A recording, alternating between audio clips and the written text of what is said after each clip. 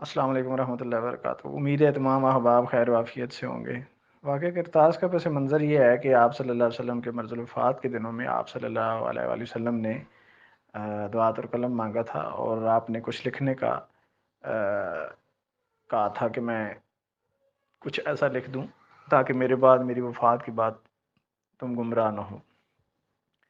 تو اس حوالے سے جو اہل تشیع کا حضرت عمر فاروق پر اعتراضات ہیں، وہ ایک تو یہ ہے کہ انہوں نے قرآن مجید کی طرف دعوت دی اور حدیث اور سنت کا انکار کیا، اور دوسرا یہ ہے کہ رسول اللہ کے پاس انہوں نے آواز اونچی کی جبکہ قرآن مجید نے منع کیا، سورہ حجرات کی طرف اشارہ ہے۔ اور تیسرا یہ ہے کہ انہوں نے ہذیان کی کے الفاظ جو ہے نا رسول اللہ کی طرف منسوب کیے، اور چوتھا یہ ہے کہ جناب عمر فاروق نے ایک ایسی چیز لکھنے سے رسول اللہ کو روک دیا کہ جس کی وجہ سے آج پوری امت گمراہ ہے۔ تو بنیادی طور پہ یہ 4-5 اعتراض ہیں۔ السلام ورحمۃ اللہ وبرکاتہ۔ واقعہ کرتاز کا پس منظر بتایا ہے، اور اب ایک دو چیزیں اور آپ حضرات کے سامنے رکھتا ہوں جو آپ کو کتابوں میں نہیں ملیں گی۔ واقعہ کرتاز کے ریفرنس سے جتنے الزامات جناب عمر فاروق علیہ السلام پر اہل تشیع کی طرف سے لگائے جاتے ہیں، وہ بطور نظریہ، اعتقاد اور اہل تشیع کے دعویٰ کے ہیں، اور تمام اہل علم اور اہل عقل یہ جانتے ہیں کہ نظریہ، اعتقاد جس کو آخرت کے لحاظ سے آپ ایکسیپٹ کرتے ہیں، آپ اپنے اندر اپنے مائنڈ میں اپنی پرسنل ڈائری میں یا کسی ریٹن فارم میں آپ لکھتے ہیں، وہ جس مصادر سے ہوتا ہے وہ آپ کے ہاں مسلم ہوتا ہے۔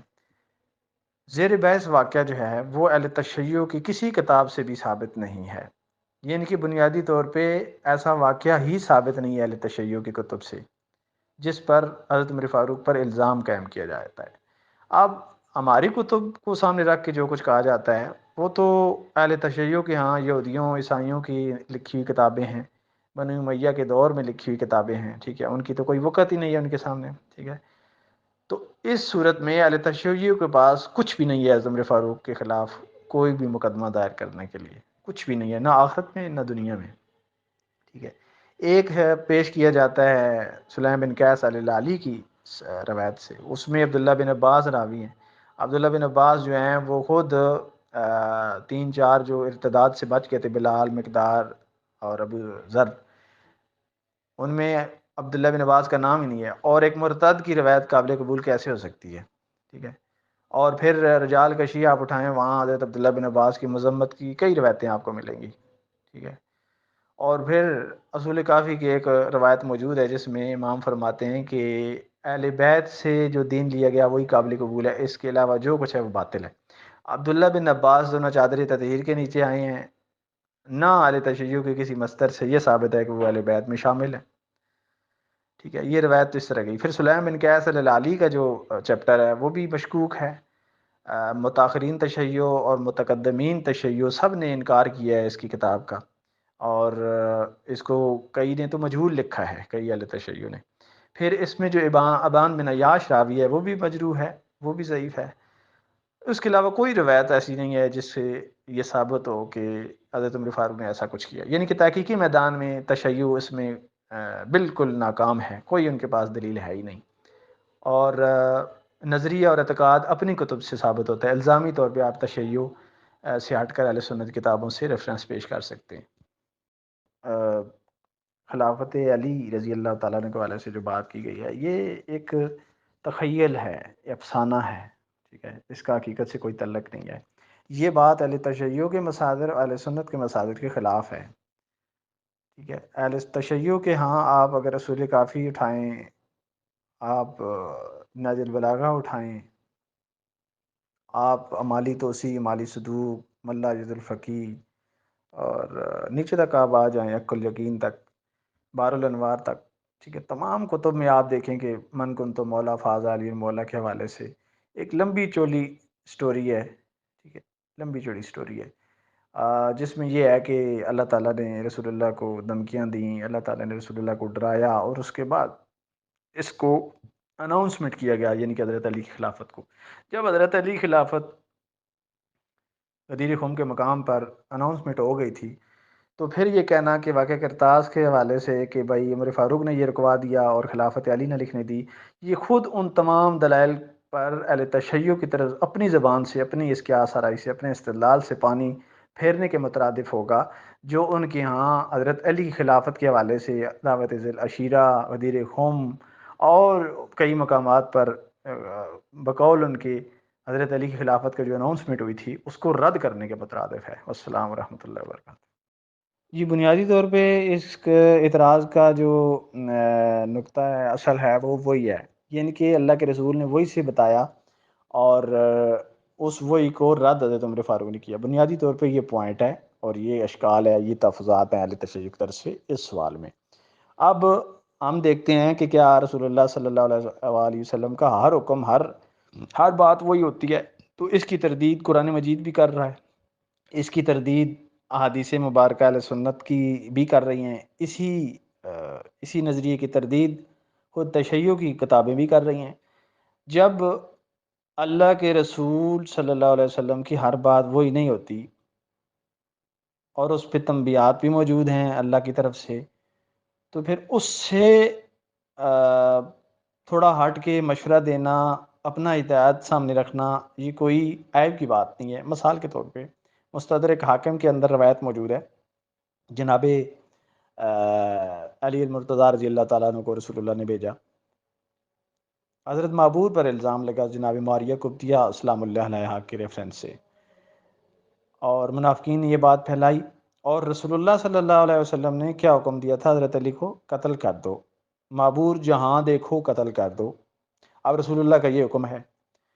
جب حضرت علی رضی اللہ تعالیٰ عنہ کو وہاں گئے ہیں اور وہ کنویں کے منڈیر پر بیٹھے ہوئے تھے، تو جناب علی رضی اللہ تعالیٰ عنہ جیسے وہ جھگڑے کے لیے یا جیسے آپ قتل کرنے کے لیے کسی کا گلا پکڑتے ہیں یا آگے پیچھے دائیں بائیں، تو کپڑے بھی دائیں بائیں ہوتے ہیں آپ کے کپڑے اور مخالف کے کپڑے جو آپ سے جھگڑ رہا ہے، ٹھیک ہے۔ اسی طرح حضرت معبور کے کپڑے بھی دائیں بائیں ہوئے اور آزار ان کی کھل گئی، ٹھیک ہے۔ آج کل تو شلوار ہوتی ہے، آزار کھل گئی اور وہ نامرد نکلے، یعنی کہ ان کے اندر وہ سیفٹی نہیں ہے جس کا منافقین الزام لگا رہے تھے، اور واپس جناب علی المرتضیٰ خالی آ گئے۔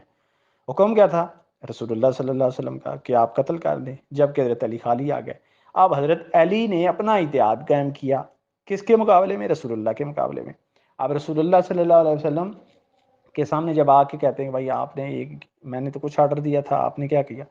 تو انہوں نے جب سارا پس منظر سارا کچھ بتایا تو رسول اللہ صلی اللہ علیہ وسلم نے فرمایا کہ الشاہد ما لا یری الغائب، جو حاضر دیکھ پاتا ہے وہ غائب نہیں دیکھ سکتا، یعنی کہ حضرت علی وہاں موجود تھے، انہوں نے وہ سارا کچھ دیکھ لیا، اور حضرت رسول اللہ صلی اللہ علیہ وسلم وہاں نہیں تھے، تو انہوں نے اپنے طور پہ اس چیز کو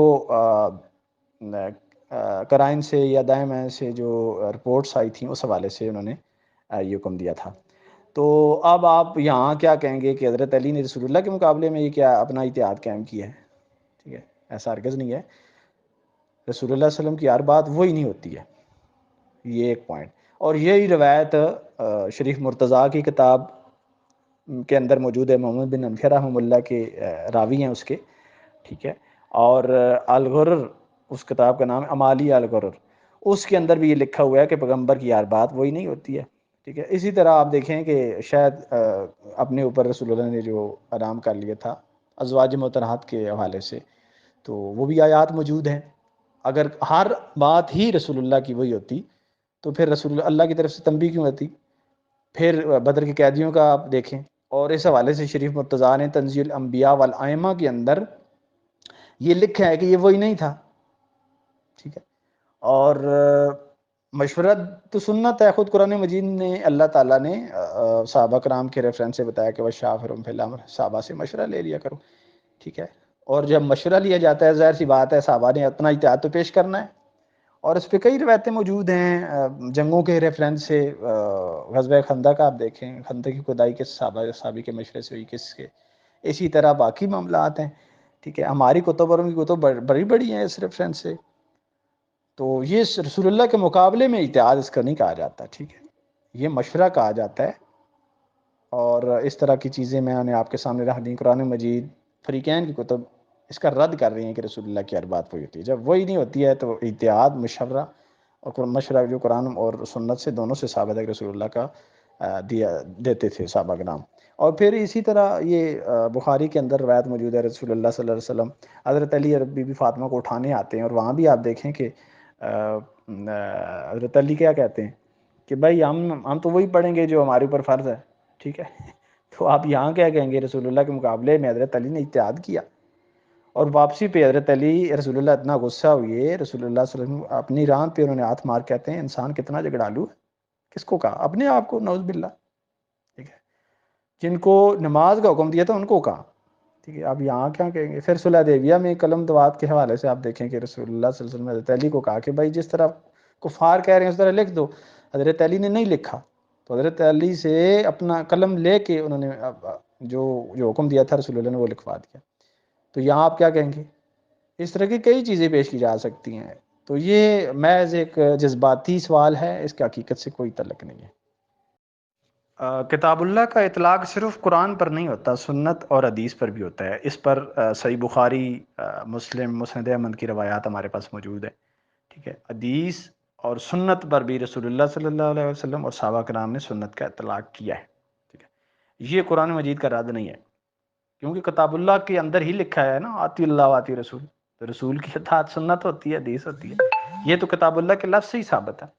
دوسرا یہ ہے کہ بلاغہ آپ اٹھائیں، وہاں بھی اس طرح کے اقوال ملتے ہیں، حضرت علی خطبے ملتے ہیں جہاں قرآن مجید کو ہی فائنل کیا گیا ہے کہ وہی آپ کو گمراہی سے بچا سکتا ہے، وہی سارا کچھ، اسی کے گرد آپ گھومیں، اسی کو اپنا مشعل راہ بنائیں، سنت کا ذکر ہی نہیں ہے۔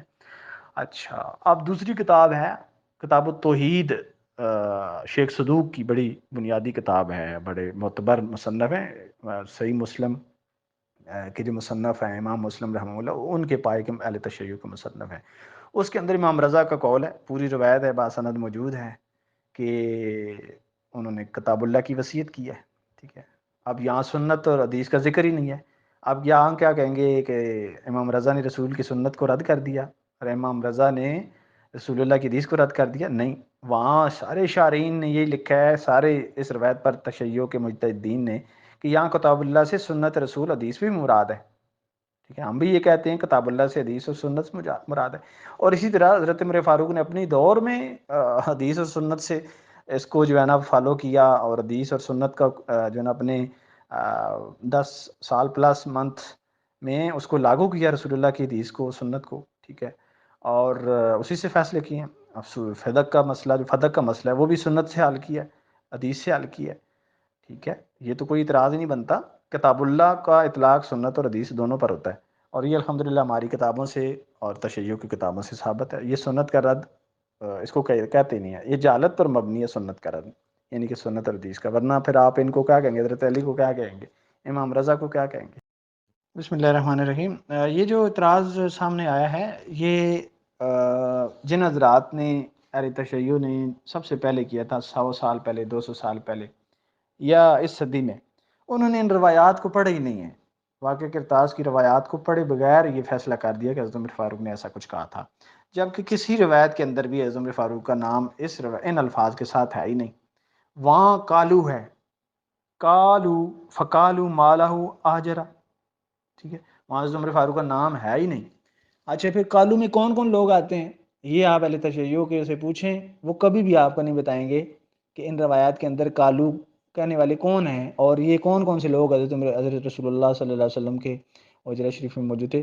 اور یہ ہے جناب صحیح بخاری کی روایت کتاب المرضہ، اس میں موجود ہے کہ فختلف اہل البیت فاختصموا منہم، ٹھیک ہے۔ یہ اہل بیت کا اختلاف ہوا تھا یہ قلم دعا دینے یا نہ دینے میں، تو ظاہر سی بات ہے انہی میں سے کسی نے کہا ہے نا۔ حضرت عمر فاروق کا ان الفاظ کے ساتھ کسی روایت میں بھی یہ الفاظ نہیں موجود ہیں۔ اچھا، اب ہم آتے ہیں لغت کے ریفرنس سے، جس طرح انہوں نے کیا ہے وہ لغت سے، تو اس کا جو مفہوم ہے لغت کے لحاظ سے یا اصطلاحی مفہوم، وہ دو طرح کا ہے۔ اچھا، ایک ہے یعنی کہ جدا ہونا، ٹھیک ہے، یعنی کہ رسول اللہ جدا ہو رہے ہیں یا کوئی دنیا سے جا رہا ہے، یہ بھی ان روایات کی مناسبت سے، رسول اللہ کی مرض کی مناسبت سے، آپ صلی اللہ علیہ وسلم کی آخری وقت کی مناسبت سے بالکل جتتا ہے، کیونکہ الفاظ کا مفہوم لغت کے لحاظ سے تو ڈیسائیڈ ہو جاتا ہے، کئی معنی سامنے آ جاتے ہیں۔ مثال کے طور پہ مولا ہے، اس کے کئی معنی سامنے آتے ہیں. اب ڈیسائیڈ کیسے ہوگا؟ قرائن سے ہوگا. یہاں بھی ڈیسائیڈ کیا ہوگا کہ یہاں کون سا مراد ہے؟ یہاں سب سے بہترین مفہوم یا معنی جو اجرا کا بنتا ہے وہ ہے جدا ہونا. رسول اللہ جدا ہو رہے ہیں اور ان سے پوچھ لو کیا کہنا چاہتے ہیں. ٹھیک ہے. بالفرض مال ہم دوسرا معنی لیتے ہیں کہ بھائی ہذیان یا جو بھی ہے، تو یہاں تو استفہام انکاری ہے، یعنی کہ یہاں تو ما شأنہ احجر استفہمو. ٹھیک ہے. یہاں تو جو ہذیان کی نفی کی جا رہی ہے صحابہ کرام کی طرف سے یا اہل بیت کی طرف سے، اس بات تو ہے ہی نہیں.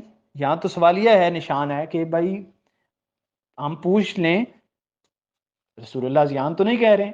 اگر ہذیان کا اعتقاد صحابہ یا اہل بیت میں سے کسی کا ہوتا تو پھر وہ یہ کیوں کہہ رہے ہیں کہ استفہموا؟